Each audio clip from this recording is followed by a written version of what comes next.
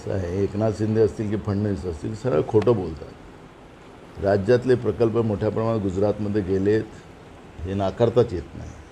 आणि ज्यावेळेस फडणवीस आणि एकनाथ शिंदेचं सरकार झालं आणि फडणवीस मंत्री असे दोघांच्या याच्यामध्ये पहिला कॅबिनेटचा निर्णय काय केला, तर पहिला कॅबिनेट निर्णय केला की बुलेट ट्रेन जी आहे त्या बुलेट ट्रेनला 75% महाराष्ट्र सरकारने आणि 25% गुजरात सरकारने. आमच्या सरकारचा त्याला विरोध होता.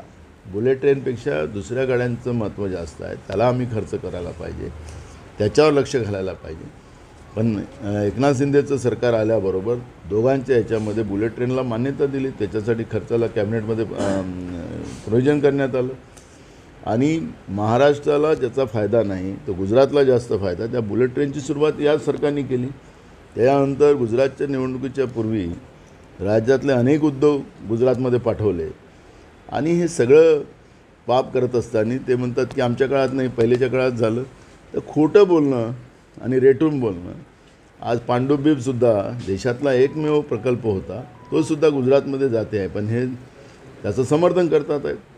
त्यामुळे राज्य बकाल करायचं, राज्याला उद्ध्वस्त करायचं, हाच फॉर्म्युला आत्ताचं जे येड्याचं सरकार आहे या सरकारचा आहे. आणि म्हणून महाराष्ट्र हा बर्बादीकडे नेण्याचा प्रयत्न हे लोक करतात, तर ते तेवढं स्पष्ट आहे. अजितदादा म्हटले की आम्ही मानणार नाही, हा प्रकल्प कुठेच जाणार नाही. त्यांच्या मताचा विचार होतो का सरकारला?